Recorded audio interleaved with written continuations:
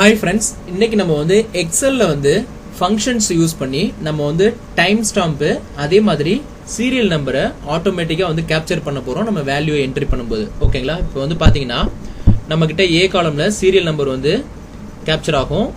இங்க வந்து பாத்தீங்கன்னா C காலம்ல டைம் ஸ்டாம்ப் வந்து கேப்சர் ஆகும். இப்போ நான் நேம் வந்து B காலம்ல என்டர் பண்ண போறேன். இப்போ ரகுன்னு என்டர் பண்றேன். இப்போ எனக்கு சீரியல் நம்பர் 1 ன்னு சொல்லிட்டு எனக்கு பஞ்ச் ஆகுது. டைம் ஸ்டாம்ப் வந்து பாத்தீங்கன்னா டுடே டேட் அதே மாதிரி current system time and date வந்து நமக்கு இங்க டிஸ்ப்ளே பண்ணுது. இப்போ வந்து பாத்தீங்கன்னா 4/25/2020ன்றது ஏப்ரல் 25th இன்னைக்கு டேட். ஸோ 14/23ங்கிறது வந்து பாத்தீங்கன்னா நமக்கு வந்து 2:23 PM. ஓகேங்களா? இது வந்து ரயில்வே டைம்ஸ்ல வந்து நமக்கு இங்க ஷோ பண்ணுது.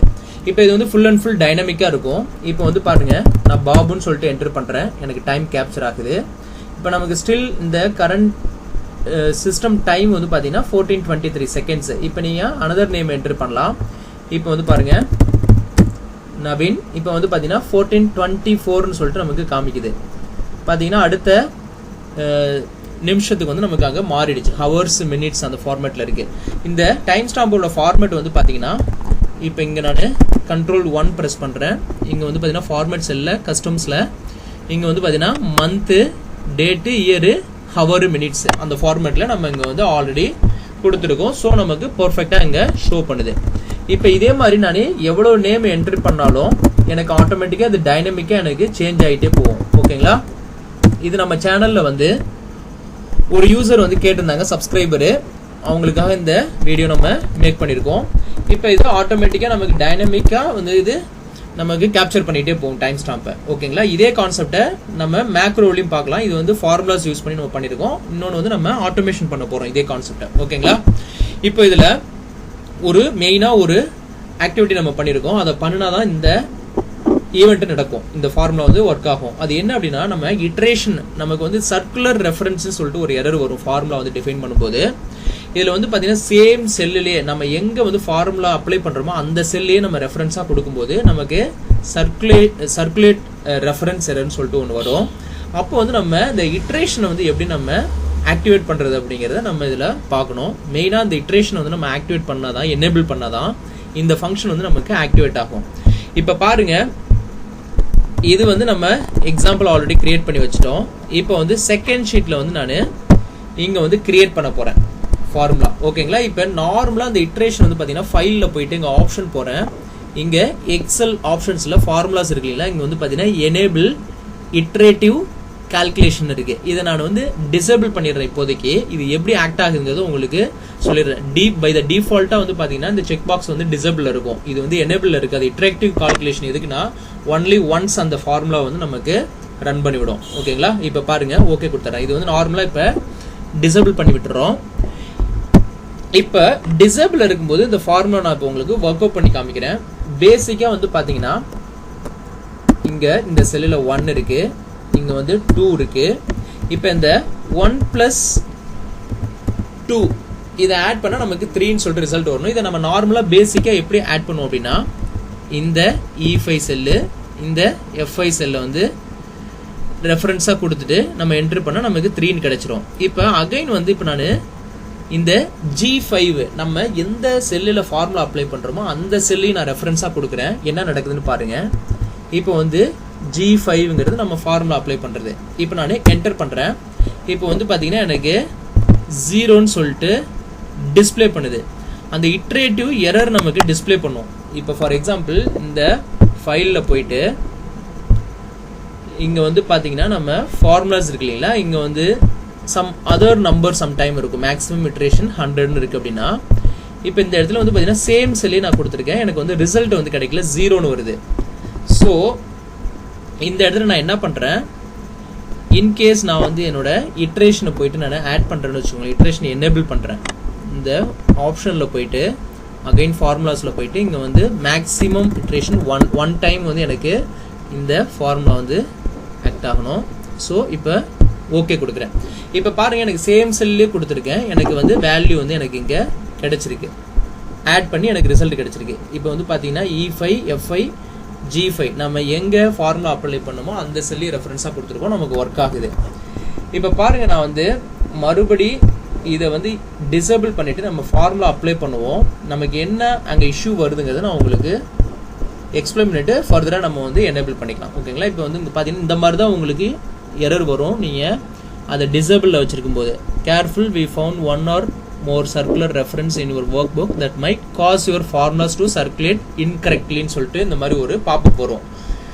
இப்போ இது எக்ஸாம்பிளுக்காக நான் உங்களுக்கு ஷோ பண்ணேன். இப்போ பாருங்க, பேசிக்கா வந்து ஈக்குவல் டு டுடே ஃபங்க்ஷன் அப்படின்னா நமக்கு என்ன ரிட்டர்ன் பண்ணும் அப்படிங்கிறது உங்களுக்கு தெரியும். கரண்ட் சிஸ்டம் டேட்டை வந்து நமக்கு டிஸ்பிளே பண்ணோம். அதே மாதிரி நவ் ஃபங்க்ஷன் வந்து உங்களுக்கு என்ன அங்கே ரிட்டர்ன் பண்ணுங்கிறதும் தெரியும். கரண்ட் சிஸ்டம் டைம் அண்டு டேட்டை வந்து நமக்கு அங்கே டிஸ்பிளே பண்ணோம். இப்போ நார்மலாக கண்ட்ரோல் செமிகோலன் கொடுத்தா டேட் வரும். இங்கே வந்து பார்த்தீங்கன்னா ஷிஃப்ட் செமிகோலன் கொடுத்தா அப்படின்னாக்க என்ன வருதுன்னு பாருங்க. கண்ட்ரோல் ஷிஃப்ட் செமிகோலன் கொடுத்தா அப்படின்னா எனக்கு இந்த மாதிரி எனக்கு டிஸ்பிளே பண்ணும். நார்மல் கண்ட்ரோல் செமிகோலன் கொடுத்தாக்க எனக்கு இந்த மாதிரி வந்து டேட்டை மட்டும் டிஸ்பிளே பண்ணுது. கண்ட்ரோல் ஷிஃப்ட் செமிகோலன் கொடுத்தா டைம் வந்து நமக்கு கரண்ட் டைம் வந்து சிஸ்டமோட டைம் நமக்கு டிஸ்பிளே பண்ணுது. இது வந்து பேசிக்காக நமக்கு இது ஆல்ரெடி தெரியும். இதை பேஸ் பண்ணி தான் இப்போ நம்ம இங்கே கிரியேட் பண்ண போகிறோம். இப்போ ஃபர்ஸ்ட் நான் வந்து என்ன பண்ணுறேன், என்னோட சீரியல் நம்பருக்கு வந்து நான் ஃபார்முலா அசைன் பண்ண போகிறேன். இப்போ இந்த சீரியல் நம்பரை பொறுத்த வரைக்கும் நம்ம என்ன பண்ண போகிறோம் அப்படின்னா, இதில் வந்து அந்த இட்ரேஷன் கான்செப்ட் வந்து நமக்கு இங்கே வராது. நம்ம சி காலம் டைம் ஸ்டாம்ப் அப்ளை பண்ணும்போது தான் நம்ம அந்த இட்ரேஷன் வந்து எனேபிள் பண்ணணும். ஏன்னா சேம் செல்லையே நம்ம ரெஃபரன்ஸாக கொடுப்போம். இப்போ சீரியல் நம்பருக்கு நான் என்ன பண்ணுறேன், ஈக்குவல் டு ஒரு இஃப் லாஜிக் நான் உள்ள அப்ளை பண்ணுறேன். இந்த இஃப் லாஜிக்கில் என்னோட லாஜிக்கல் டெஸ்ட் வந்து பார்த்தீங்கன்னா ஈஸ் பிளாங்க். ஈஸ் பிளாங்க்ங்கிறது உங்களுக்கு என்னன்னு தெரியும். ஒரு செல்லில் வந்து ஒரு ரெஃபரன்ஸ் அசைன் பண்ணுறோம். ஒரு செல்லில் அந்த செல்லு வந்து பிளாங்காக இருந்ததுன்னா நமக்கு அந்த இடத்துல என்ன வரணுங்கிறத நம்ம இஃப் லாஜிக்கில் கொடுக்குறோம். இப்போ ஈஸ் பிளாங்க் ஆஃப் என்னோட B2 செல்லை நான் வந்து கொடுத்துக்கிறேன். என்னோட நேம் B2ல என்ட்ரி பண்ணக்கூடிய நேம் இல்லாமல் அந்த செல்லு பிளாங்காக இருந்ததுன்னா எனக்கு கமா டபுள் கோட்ஸில் பிளாங்க் கொடுத்துக்கிறேன். எனக்கு அந்த செல்லு வந்து பிளாங்காக இருந்ததுன்னா எனக்கு பிளாங்க்னு சொல்லிட்டு ரிட்டர்ன் பண்ணணும். அதை தான் நம்ம வந்து வேல்யூ இஃப் ட்ரூவாக இருந்ததுன்னா நம்ம டபுள் கோட்டில் பிளாங்க்னு சொல்லி கொடுத்துருக்கோம். வேல்யூ இஃப் ஃபால்ஸாக இருந்ததுன்னா எனக்கு அங்கே என்ன ரிட்டர்ன் பண்ணணும் அப்படின்னா, ஒன் மோர் ஃபங்க்ஷன் நான் உள்ள இன்க்ளூட் பண்ணுறேன். மேக்ஸ் ஃபங்க்ஷனை உள்ள நான் இன்க்ளூட் பண்ணுறேன். இந்த மேக்ஸ் ஃபங்க்ஷனில் வந்து பார்த்தீங்கன்னா மேக்ஸ் நம்பருங்கிறது என்னோட இந்த A1 செல் இருக்குங்களா ஹெட்டரு, அந்த செல்லை நான் சூஸ் பண்ணிக்கிறேன். அகைன் நான் கோலன் இங்கே ப்ரெஸ் பண்ணாக்க எனக்கு ஆட்டோமேட்டிக்காக ஒன் மோர் டைம் இந்த A அப்படின்ற வேல்யூ வந்து நமக்கு இங்கே அப்ளை ஆகும். இப்போ என்ன பண்ணுறேன், இந்த செகண்ட் இருக்கிற ஏவை வந்து நான் லாக் பண்ணிக்கிறேன் F4 கொடுத்து. ஓகேங்களா? இப்போ என்ன ஆகும்னா, இந்த ரேஞ்சு வந்து நம்ம இப்போ பார்த்தீங்கன்னா A1லேருந்து நம்ம ஃபார்முலா ட்ராக் டவுன் பண்ணும்போது நமக்கு ஆட்டோமேட்டிக்காக ஒன்னாக நமக்கு அந்த ரோ நம்பர் வந்து சேஞ்ச் ஆகிட்டே வரும். ஃபர்ஸ்ட் இருக்கிற ஏல இந்த செகண்ட் இருக்கிற ரேஞ்சில் வந்து பார்த்தீங்கன்னா இது ஃபிக்ஸடாக இருக்கும். அப்போ வந்து இதில் நமக்கு மேக்ஸிமம் நம்பர் எது அப்படிங்கிறத பார்த்து நமக்கு அதுலேருந்து +1 வந்து ஆட் பண்ணிடும். இப்போ பாருங்கள், ப்ராக்கெட்டை க்ளோஸ் பண்ணிவிட்டு +1 வந்து நான் ஆட் பண்ணிக்கிறேன். இப்போ என்னோட இஃப் கண்டிஷனை க்ளோஸ் பண்ணிக்கிறேன். இப்போ உங்களுக்கு தெரியும், இந்த இஃப் லாஜிக்கலில் ஃபர்ஸ்ட் இருக்குது என்னோட லாஜிக்கல் டெஸ்ட்டு அந்த ஈஸ் பிளாங்க் அப்படின்ற ஃபங்க்ஷனை B2 செல்ல ரெஃபரன்ஸாக கொடுத்துருக்கோம். வேல்யூ இஃப் ட்ரூவாக இருந்ததுன்னா எனக்கு பிளாங்க்னு சொல்லிட்டு ரிட்டர்ன் பண்ணணும். அதே மாதிரி வேல்யூ இஃப் ஃபால்ஸாக இருந்ததுன்னா எனக்கு இந்த மேக்ஸ் ஃபங்க்ஷனில் என்ன நம்பர் வருதோ அதை எனக்கு ரிட்டர்ன் பண்ணணும். இப்போ நான் இந்த மேக்ஸ் ஃபங்க்ஷனை மட்டும் நான் செலக்ட் பண்ணிக்கிட்டு இப்போ நான் இந்த இடத்துல F9 ப்ரெஸ் பண்ண அப்படின்னா எனக்கு 0 ரிட்டர்ன் ஆகுது. நெக்ஸ்ட் டைம் அடுத்த ஃபார்முலா நான் உங்களுக்கு எக்ஸாம்பிள் ஷோ பண்ணுறேன் என்ன வேல்யூ ரிட்டர்ன் பண்ணுதுங்கிறத. இப்போ நான் வந்து என்டர் பண்ணுறேன். இப்போ எனக்கு இங்கே எதுவுமே வேல்யூ இல்லை B2ல. இப்போ ரகுன்னு நான் என்ட்ரி பண்ணால் ஆட்டோமேட்டிக்காக எனக்கு சீரியல் நம்பர் வந்து பஞ்ச் ஆகும். ஓகேங்களா? இப்போ உங்களுக்கு அண்டர்ஸ்டாண்டபிளாக இருக்கும். இப்போ நான் டெலிட் பண்ணுறேன், எனக்கு ஆட்டோமேட்டிக்காக டிசேபிள் ஆகிடும்.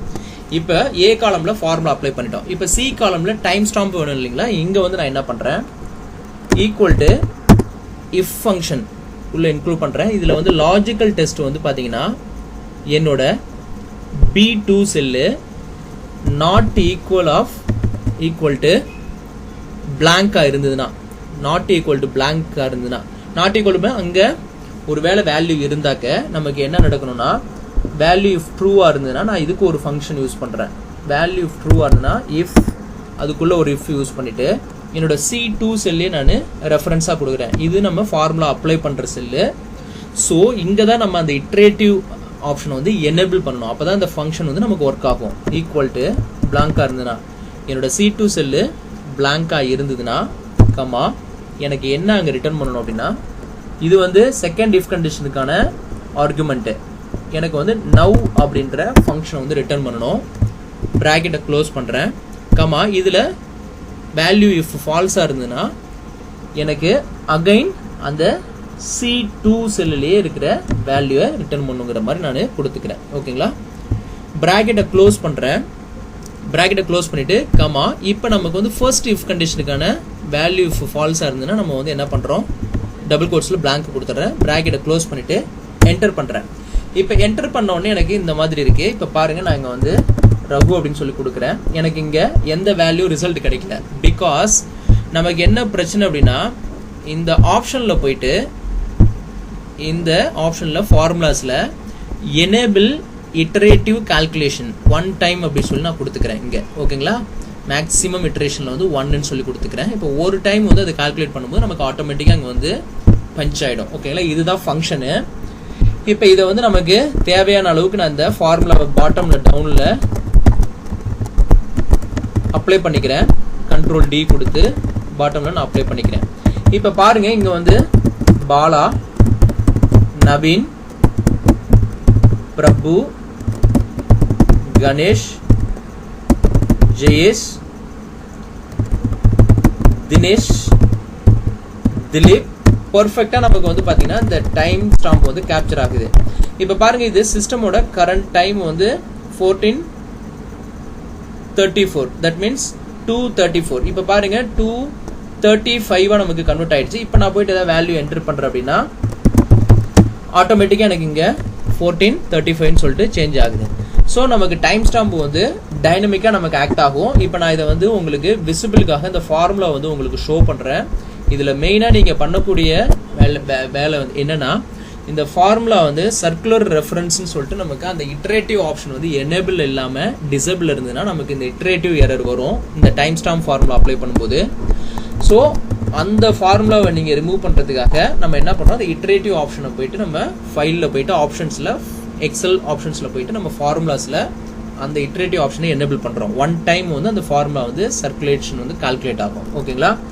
ஃபார்முலா டெக்ஸ்ட் கொடுத்து என்னோட சீரியல் நம்பர் ஃபார்முலா வந்து உங்களுக்கு விசிபிள் பண்றேன். அதே மாதிரி ஃபார்முலா டெக்ஸ்ட் கொடுத்து இதையும் வந்து உங்களுக்கு விசிபிள் பண்றேன். இதை வந்து நோட் பண்ணி வச்சுக்கோங்க. இந்த ஃபார்முலா வந்து ரொம்ப ஹெல்ப்ஃபுல்லா இருக்கும். ஒரு சப்ஸ்கிரைபர் கேட்டிருந்த ரிக்வயர்மெண்ட் அதை நம்ம இங்க வந்து கம்ப்ளீட் பண்ணியிருக்கோம். இந்த கான்செப்ட் பிடிச்சிருந்ததுன்னா உங்க ஃப்ரெண்ட்ஸுங்களுக்கு ஷேர் பண்ணுங்க. மறக்காம சைடில் ஒரு பெல் ஐக்கான் இருக்கும், அதையும் ப்ரெஸ் பண்ணுங்க. நம்ம அடுத்தடுத்து பப்ளிஷ் பண்ற வீடியோ எல்லாமே உங்களுக்கு ஒரு நோட்டிஃபிகேஷன் அலர்ட் வரும். அப்டேட்டட் வீடியோஸ் நீங்க இன்ஸ்டன்டா பார்த்துக்கலாம். ஓகேங்களா? Thanks for watching this video.